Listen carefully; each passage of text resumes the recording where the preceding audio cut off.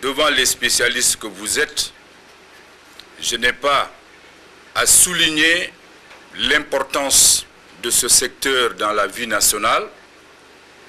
Le secteur de l'eau est un secteur stratégique. L'eau est à la base de la vie, ça, chacun le sait.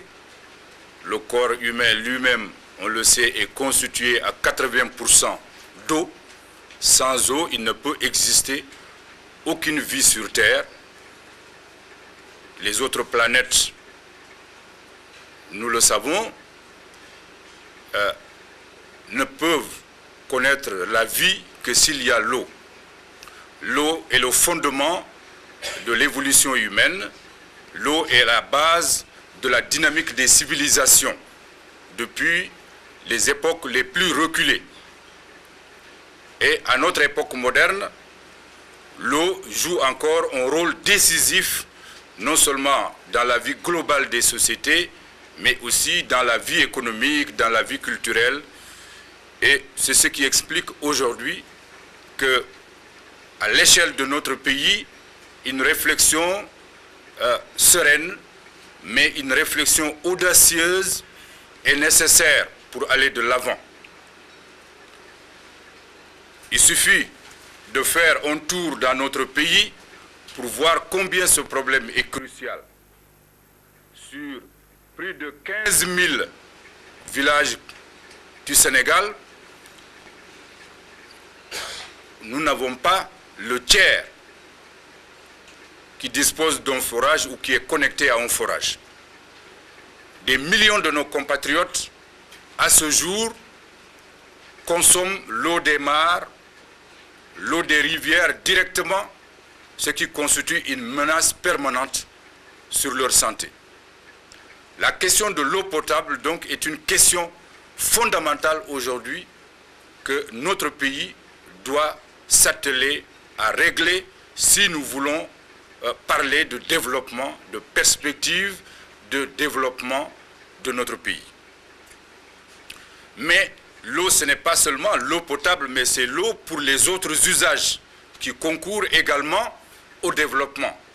L'eau pour l'économie.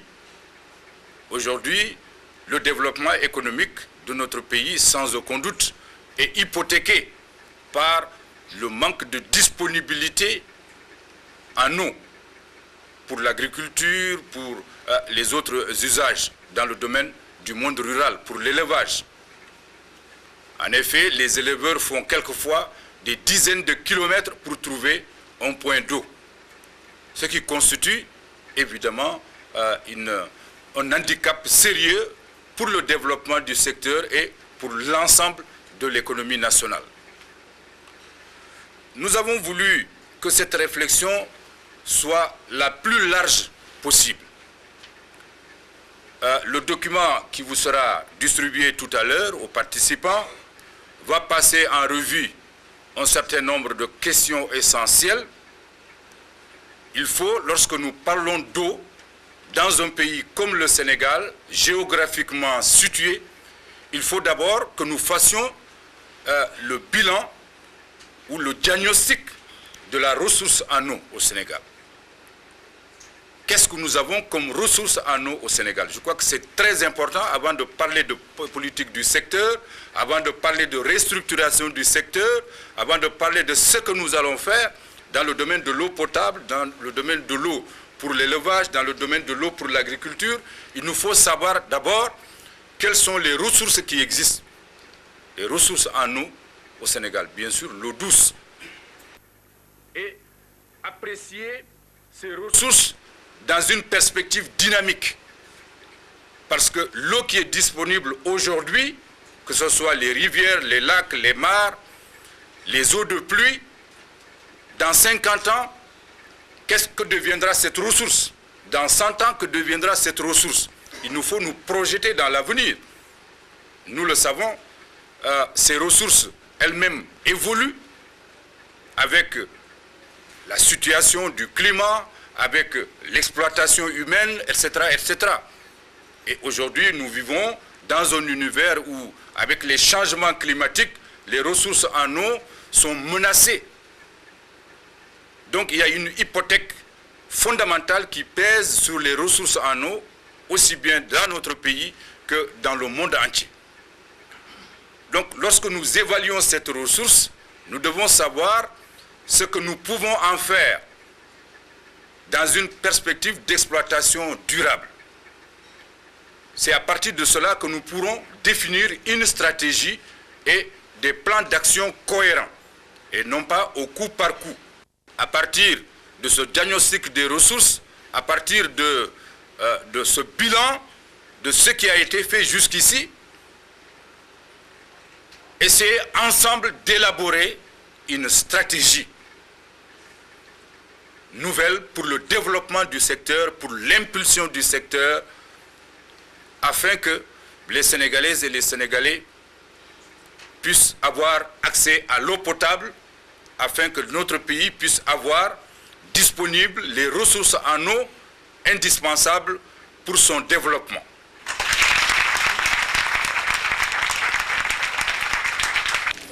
Cette présentation va s'articuler autour de 5 points que sont l'organisation actuelle du secteur, les potentialités en ressources en eau, le résultat actuel du secteur, les contraintes de développement et enfin on vous dira un peu comment nous entendons organiser les ateliers. Pour ce qui est de l'organisation actuelle du secteur, comme vous le savez, le secteur de l'hydraulique est articulé autour de 3 domaines que sont la gestion des ressources en eau, l'hydraulique rurale qui regroupe l'ADEM, la DHA, et en quelque sorte le réseau hydrographique.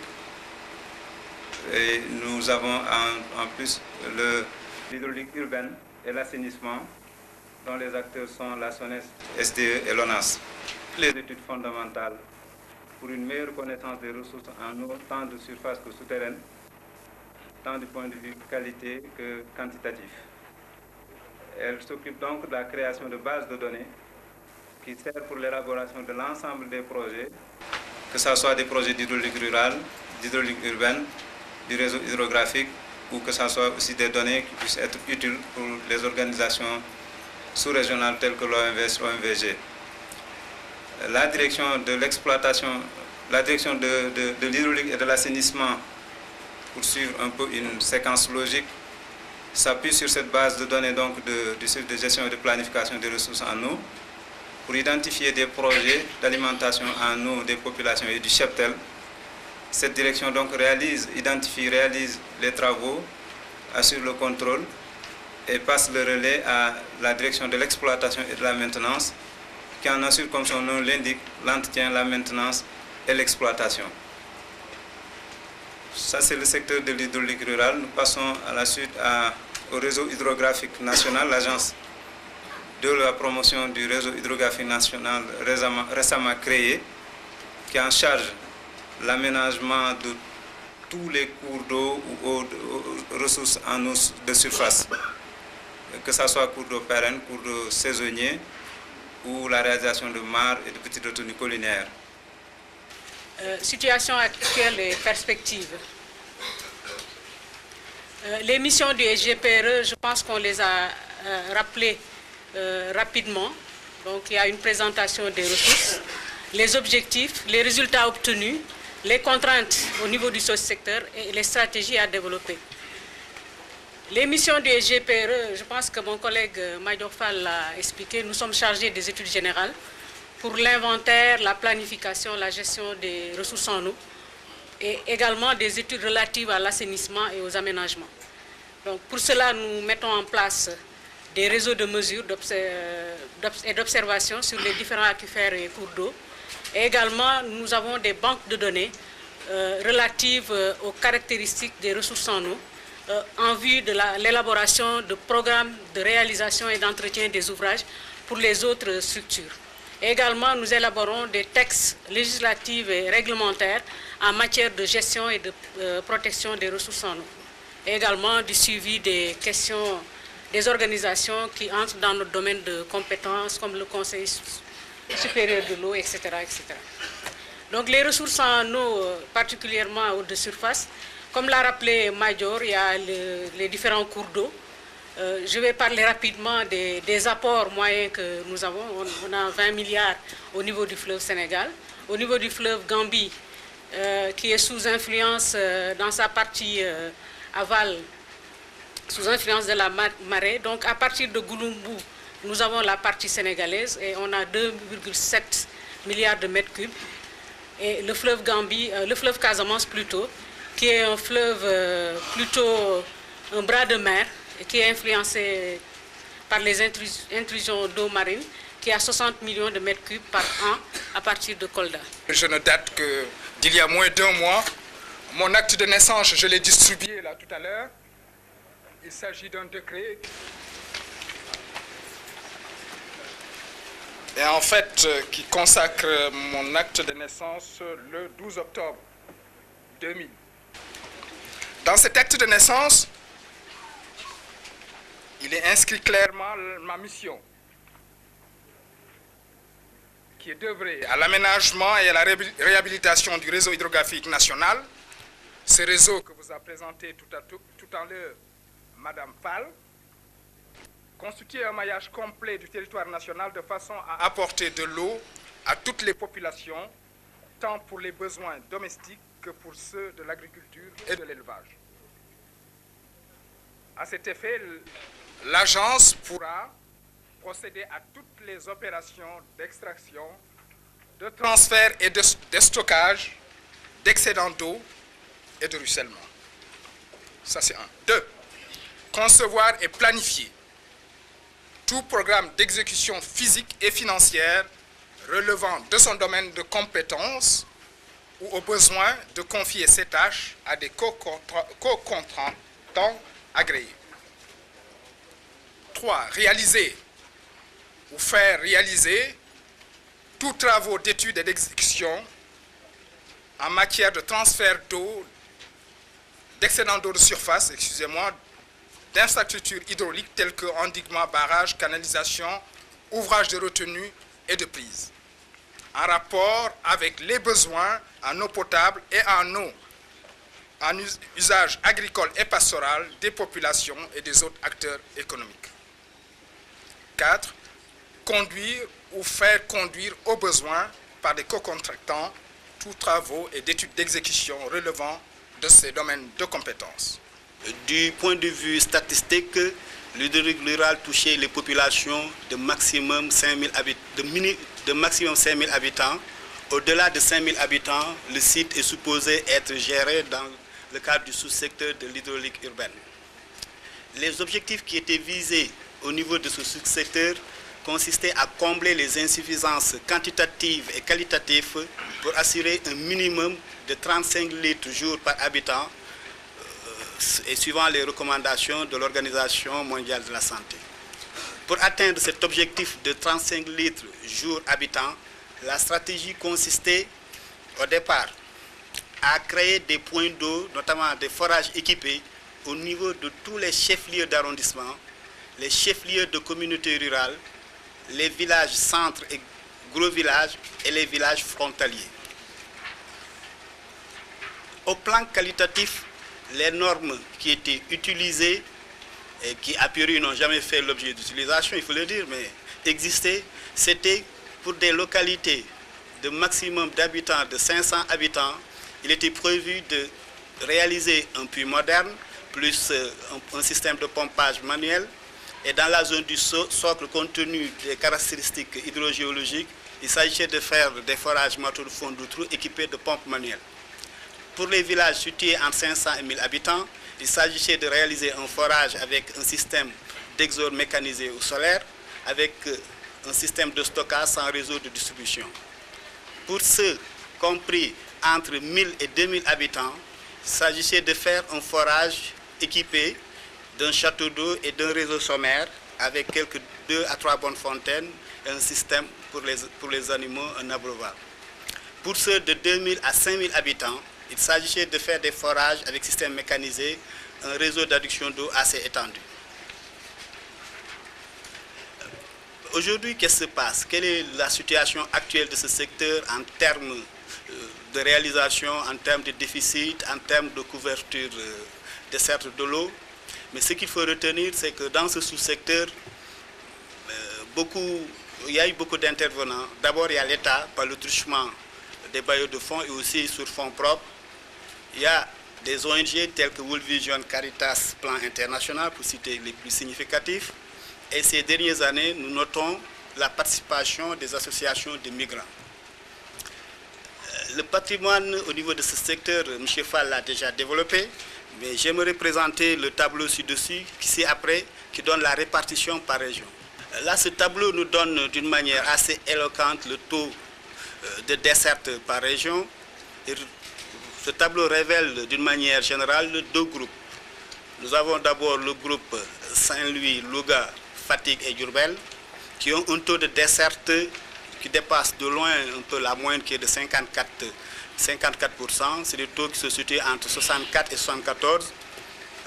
Donc on dit que ça se justifie par le passage de certains des ministres qui sont chargés de l'hydraulique, mais a priori ce qu'il faut dire, c'est que c'est des zones où la sécheresse, c'est des zones où la sécheresse était relativement très dense, et aussi c'est des zones, notamment dans la région de Saint-Louis, où certains bailleurs de fonds avaient adopté un système d'investissement qui consistait à réaliser des ouvrages exclusifs dans deux départements, notamment Podor et Matam.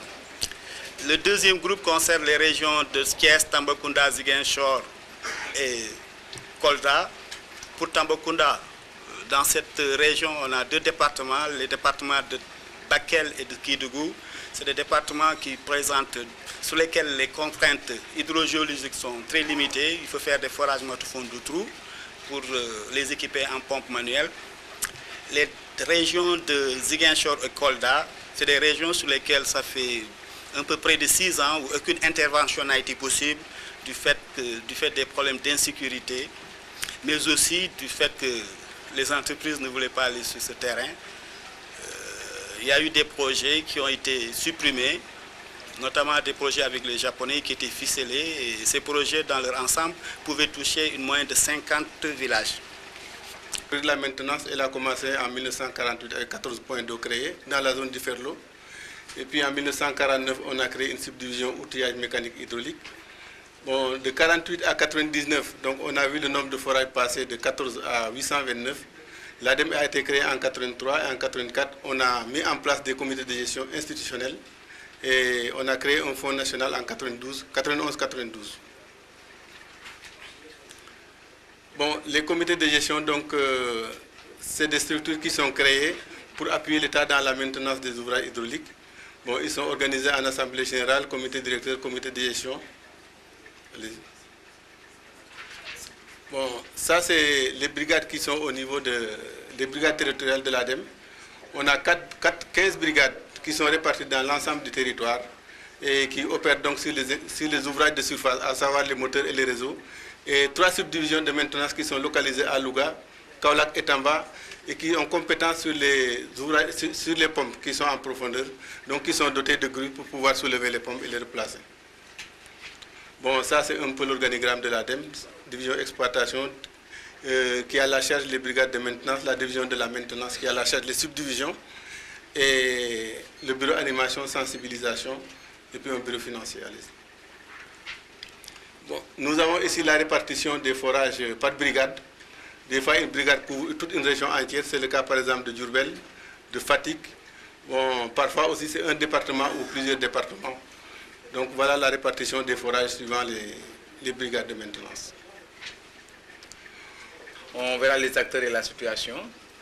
Ensuite, l'assainissement aujourd'hui, c'est notamment à travers notamment le projet sectoriel eau. Et l'assainissement demain, ce sera principalement le PLT, qui est une prolongation du PSE. Nous tenterons en conclusion de donner quelques indicateurs du secteur.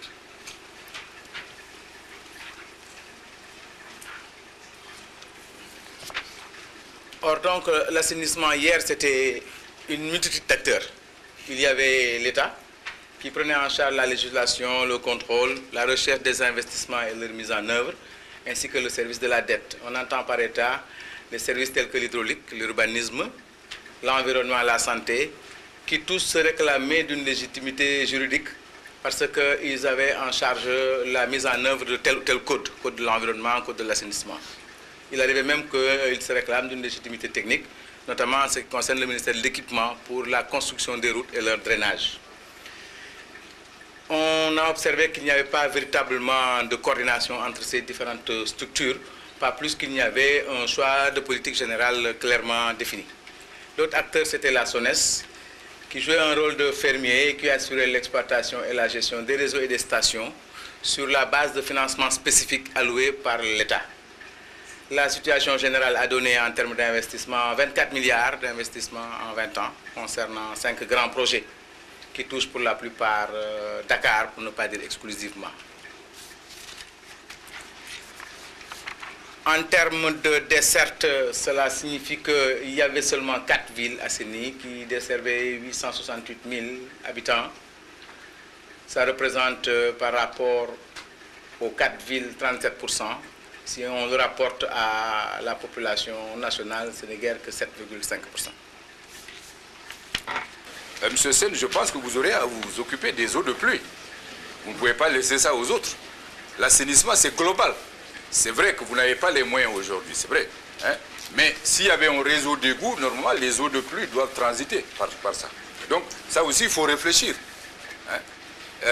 Les canaux à ciel ouvert, vous ne pouvez pas si facilement refiler le bébé aux autres. Hein? Alors, donc, il faut réfléchir, que ça soit... Parce que le problème, il faut réfléchir de manière globale. Hein? Que les communes soient en charge de tel ou tel aspect. Ça, c'est une chose. Mais techniquement, quelles sont les solutions que nous pouvons proposer, hein? Que ce soit au niveau individuel, les investissements que le citoyen lambda va faire chez lui, ou bien au niveau des collectivités locales, ce que la commune doit faire, ce que la communauté rurale doit faire, ce que la région doit faire, ce que l'État doit faire. Mais il y a des solutions techniques. Je crois que nous devons, en tant que ministère de tutelle, qui a la tutelle de l'assainissement, donner une réflexion motivée sur le plan technique. Maintenant, qu'est-ce qui va mettre en œuvre? Il est vrai que les communes auront leur part de responsabilité, hein, qu'il faut qu'elles assument de plus en plus. Hein. Les communautés rurales également, parce qu'il faut parler aussi de l'assainissement rural. On ne peut pas faire comme si ça ne doit pas exister. Hein. Dans beaucoup de nos villages aujourd'hui, il n'y a pas d'assainissement. Et avec l'accroissement démographique, ça pose énormément de problèmes. C'est un péril pour la santé. Donc il faut aussi une réflexion, pas aussi en dehors des villes. Hein. Ça, c'est un aspect très important. Alors je pense qu'il faut que la Commission peut-être nous propose une réflexion sur ces questions-là. Mais de manière immédiate, nous allons déboucher la canalisation de Cambérène. De toute façon, nous y arriverons. Hein. Maintenant, il y a quand même un problème immédiat qui se pose. Hein? Il y a un problème immédiat qui se pose, ces énormes quantités d'eau qui sont là aujourd'hui. Qu'est-ce qu'il faut en faire? Hein? Parce que même si la station est réouverte, qu'est-ce qu'on doit faire de ces eaux-là qui stagnent aujourd'hui? Je donne la parole au dernier. Alors, l'hydraulique urbaine concerne à peu près 50% de la population du Sénégal. À ce titre, ça tient une place très importante dans le secteur. C'est un secteur transversal qui intéresse plusieurs domaines, santé, tourisme, industrie, agriculture.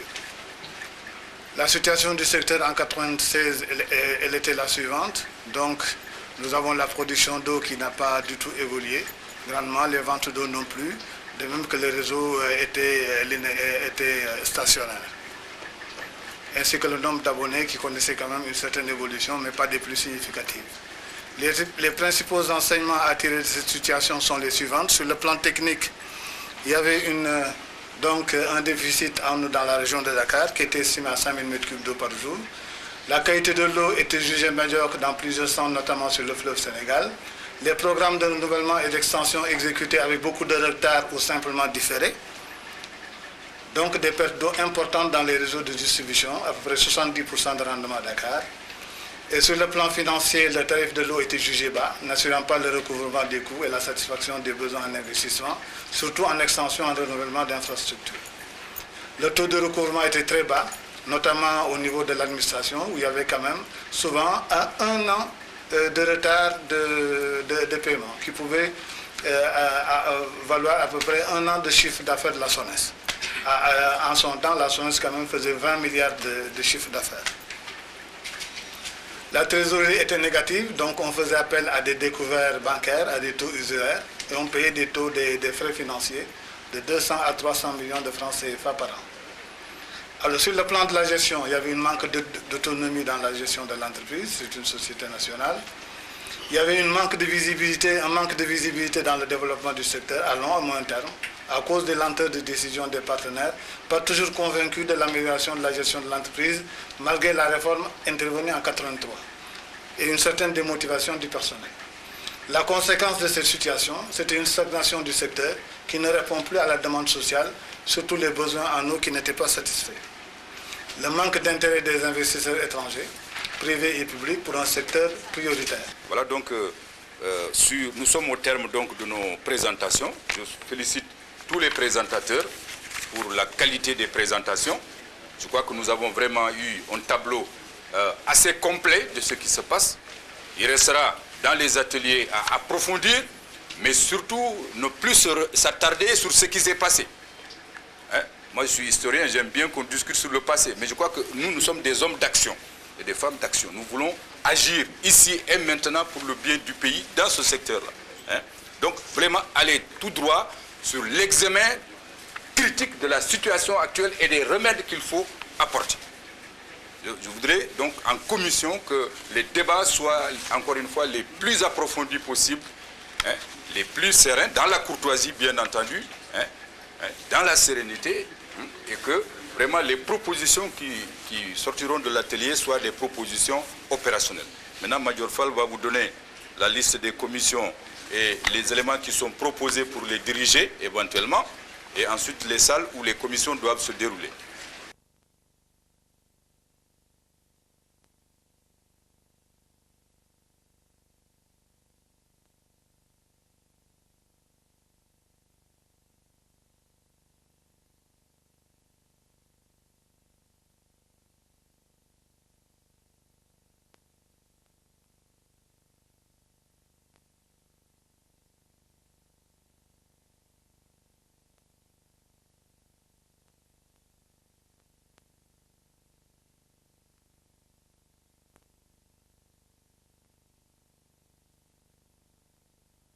On a eu des débats très enrichissants dans les commissions. Donc nous avons maintenant le plaisir de vous restituer le travail de ces commissions. Malheureusement, nous n'avons pas eu le temps de faire une rédaction complète, pour restituer de manière complète et donc documenter l'ensemble des travaux des commissions. Mais dans chaque commission, il était nommé un président et un rapporteur. Donc le rapporteur va présenter les recommandations de la commission et faire la synthèse des travaux des commissions. Pendant 2 jours, plus de 50 participants venus de différents horizons, non seulement les services techniques du ministère, mais également les ONG, les associations de consommateurs, les organisations syndicales, les membres des groupes d'entreprises. Vous avez, après un débat que je considère comme très approfondi, présenter un bilan critique de notre politique en matière d'hydraulique. Vous avez présenté certes un diagnostic très sévère, mais je l'ai dit hier matin dans mon intervention, nous devons en terminer avec la langue de bois dans ce secteur aussi sensible. C'est un travail très important. Vous avez, à côté du diagnostic, du bilan, défini ou élaboré des propositions de stratégies nouvelles. Également, vous avez présenté des recommandations. Je voudrais déjà vous assurer que ces recommandations, non seulement nous en prendrons bonne note, mais nous ferons de notre mieux pour les appliquer. Parce que il y va de la nécessité d'une politique nouvelle dans le domaine de l'hydraulique. Je voudrais encore une fois, à toutes et à tous, vous remercier et vous féliciter pour la qualité du travail qui a été accompli pendant ces 2 jours réellement marathon, et surtout la participation active, massive des uns et des autres dans les 3 commissions de travail qui nous a donné ce résultat. L'ensemble des documents, comme il vous a été indiqué, seront mis ensemble et vous seront retournés. Si dans les semaines à venir vous avez des idées nouvelles à ajouter, je suis encore une fois toujours preneur, puisque nous voulons innover, nous voulons aller de l'avant.